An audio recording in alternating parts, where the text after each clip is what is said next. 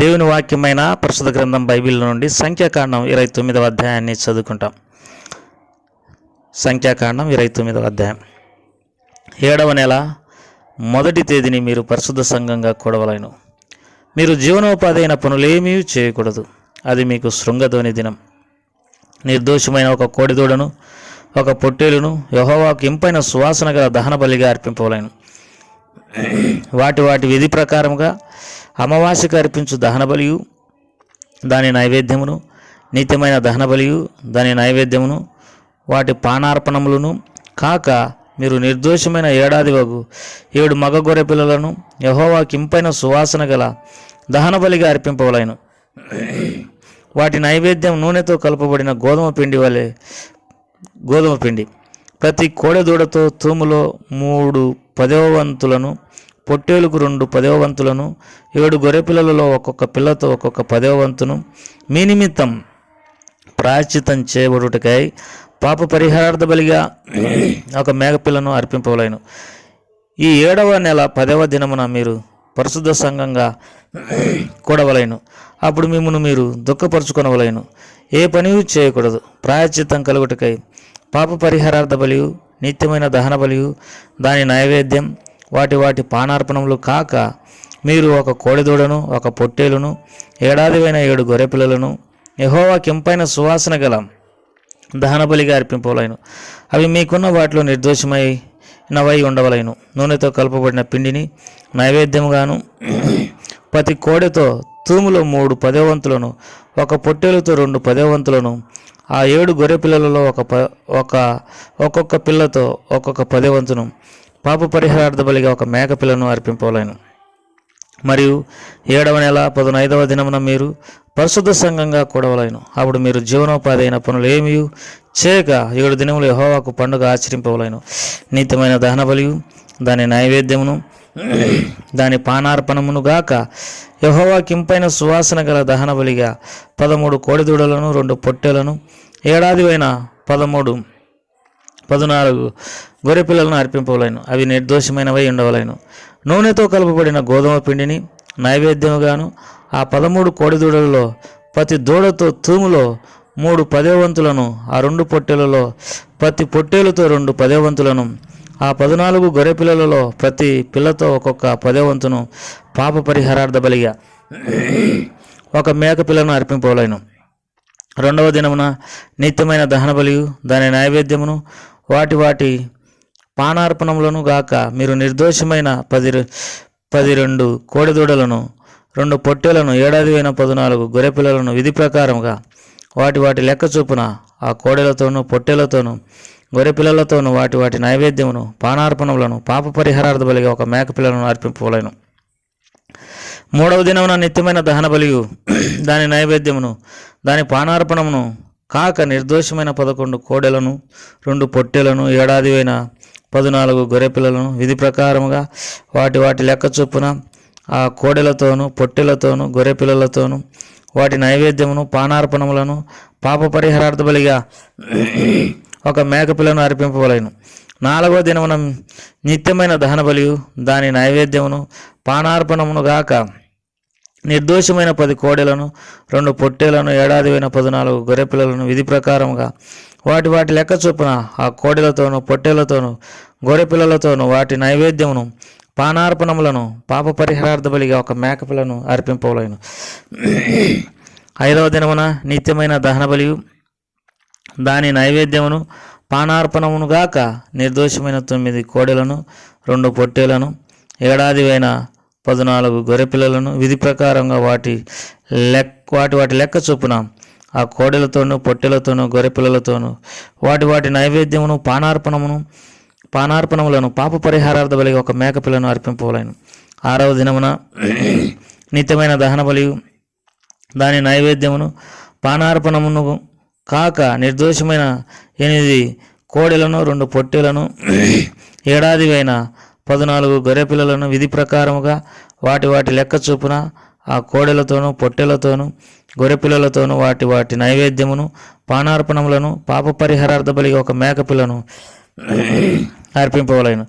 7వ దినమున నిత్యమైన దహన బలియు దాని నైవేద్యమును పానార్పణమును కాక నిర్దోషమైన 7 దూడలను 2 పొట్టేలను ఏడాది 14 గొర్రెపిల్లలను విధి ప్రకారముగా వాటి లెక్క చొప్పున ఆ కోడెలతోనూ పొట్టేలతోనూ గొర్రెపిల్లలతోనూ వాటి నైవేద్యమును పానార్పణములను పాప పరిహారార్థ బలిగా ఒక మేకపిల్లను అర్పింపవలెను. 8వ దినం మీకు వ్రత దినముగా నుండును.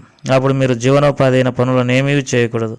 అందులో నిత్యమైన దహన బలియు దాని నైవేద్యమును పానార్పణమును కాక మీరు యెహోవాకు ఇంపైన సువాసన గల దహన బలిగా నిర్దోషమైన ఒక కోడెదూడను 1 పొట్టేలును ఏడాది 7 గొర్రెపిల్లలను విధి ప్రకారముగా వాటి లెక్క చొప్పున ఆ కోడెదూడతోనూ పొట్టేలతోనూ గొర్రె పిల్లలతోనూ వాటి నైవేద్యమును పానార్పణములను పాప పరిహారార్థ బలిగా ఒక మేకపిల్లను అర్పింపలేను.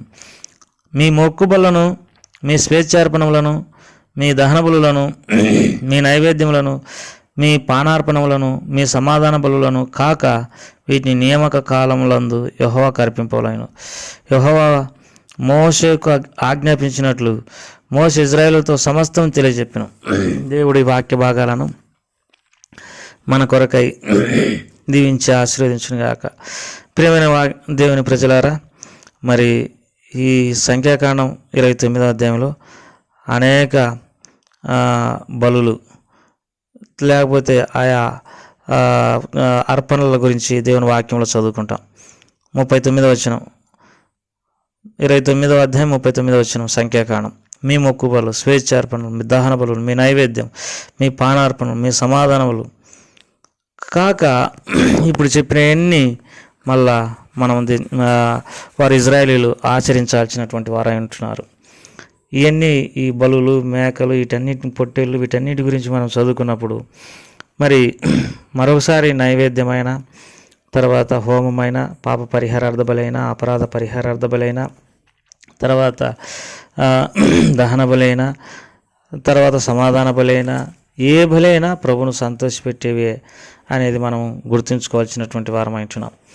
అయితే కీర్తన గ్రంథంలో మరి దేవుని వాక్యంలో ఒక మాట చదువుకుంటాం, నువ్వు బలులను కోరటం లేదు మరి అని దేవుని వాక్యంలో మనం చదువుకుంటాం. కీర్తన 51వ అధ్యాయంలో ఈ వాక్య భాగాన్ని మనం చదువుకుంటాం.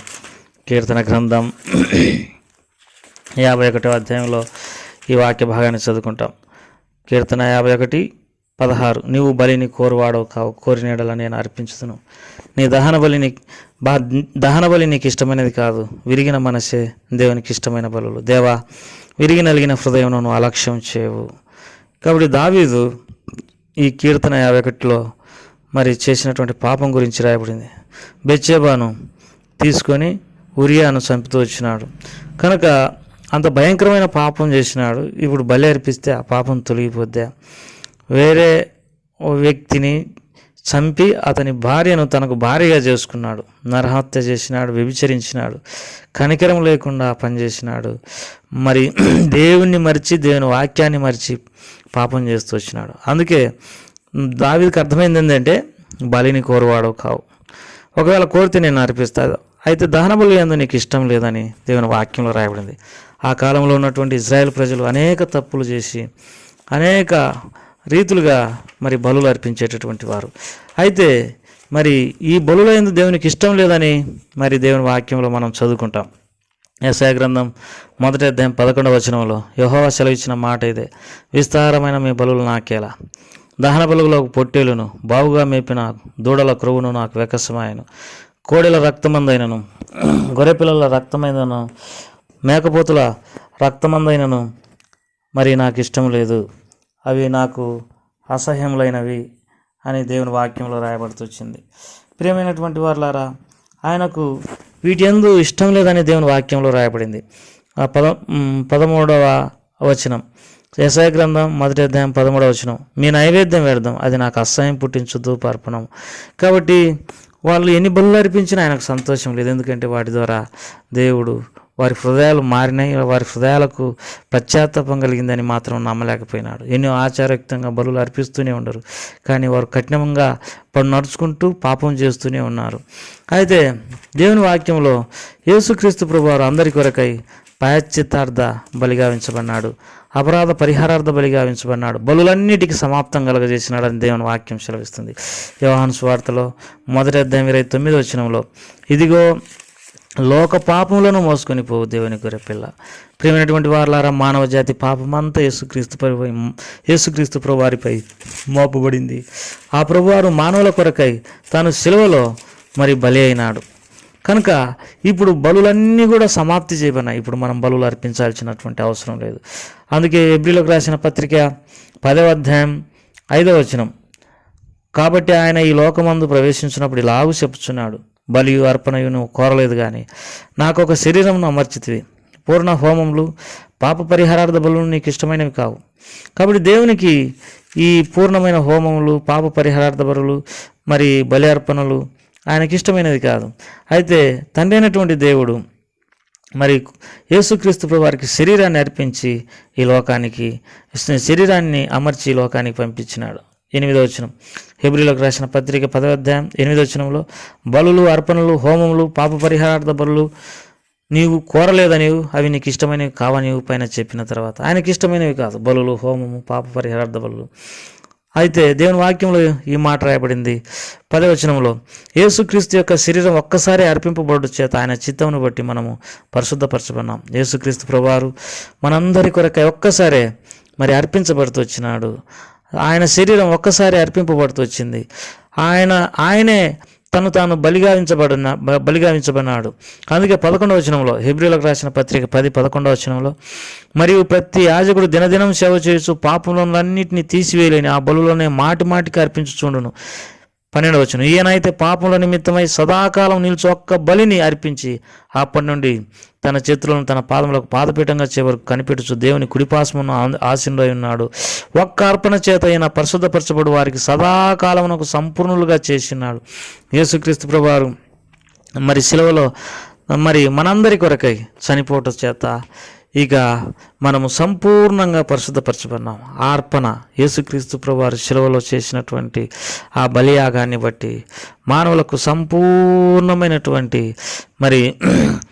స్థితి కలుగుతూ వచ్చింది. మనం యేసుక్రీస్తు ప్రభు యొక్క బలియాగమందు విశ్వాసం ఉంచితే చాలు. ఆయన నా కొరకై లోకానికి వచ్చినాడు, ఆయన నా కొరకై శిలువలో తన ప్రాణం అర్పించినాడు, నా కొరకై ఆయన నలగొట్టబడుతూ వచ్చినాడు, ఆయన నా కొరకై ప్రాణం ఇడిచినాడని నమ్మితే చాలు నీవు సంపూర్ణంగా గావించబడతావు. అందుకే దేవుని వాక్యంలో ఈ మాట రాయబడింది. ఏం రాయబడిందంటే 19 హెబ్రీయులకు రాసిన పత్రిక 10:19 నుండి సహోదరుల యేసు మన కొరకు ప్రతిష్ఠించిన మార్గం అనగా నూతనమైనది జీవంగలది ఆయన శరీరమును తెర ద్వారా ఏర్పరచబడినదైన మార్గమున ఆయన రక్తం వలన పరిశుద్ధ స్థలమును ప్రవేశించుటకు మనకు ధైర్యం కలిగినది. కాబట్టి ఆయన శరీరమును తెర ద్వారా మనకు ఏర్పరచబడినటువంటి మార్గం ఆయన రక్తం వలన మన పరిశుద్ధ స్థలమును ప్రవేశించుటకు మనకు ధైర్యం కలిగినది.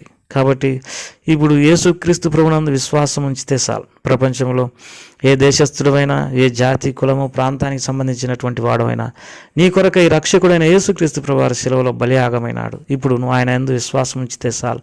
నువ్వు శిక్ష నుండి, నరకం నుండి తప్పించబడతావు. నీవు దేవుని రాజ్యంలో ప్రవేశం పొందుతావు. ఆయన కార్చినటువంటి రక్తంతో నీ పాపములన్నీ కూడా కడిగివేయబడతాయి.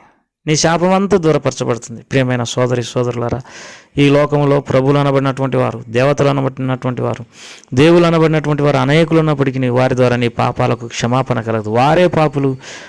ఇంకొక పాపిని ఏ రీతిగా రక్షించగలడు? కాబట్టి గుడ్డివాడు ఇంకొక గుడ్డివానికి దారి చూపిన ఇద్దరు గుంటలో పడదురు.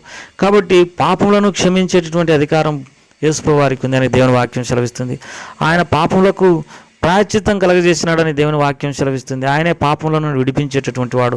ఆయన రక్తం ద్వారా పాపంలో నుండి మనము విడిపింపబడుతున్నామని దేవుని వాక్యంలో రాయబడింది. ఆయన ద్వారానే పరలోక రాజ్యం. ఈ సంగతులన్నింటినీ నువ్వు వివేచించి యేసు ప్రభునందు విశ్వాసం ఉంచి నిత్య జీవానికి వారసుడు కావాలని ప్రభు పేరట మనం చేస్తుంటున్నాం. మీ కొరకై ప్రార్థన చేస్తాం. ప్రేమగల తండ్రి, దయగల ప్రభువా, నీకెంతో వందనాలు, స్తోత్రములు. మా అందరి కొరకై నువ్వు శిలువలో బలియాగమైన ఆ అర్పణ ద్వారా మమ్మల్ని సంపూర్ణులుగా చేసినావు. మేము నీ పరిశుద్ధమైన బలియాగమందు నమ్మిక ఉంచి మేలు పొందడానికి సహాయం చేయండి. మా ప్రియుల కుటుంబాలను దీవించండి. యేసు ప్రభువారి నామం పేరట అడిగి వేడుకుంటున్నాం తండ్రి. ఆమేన్.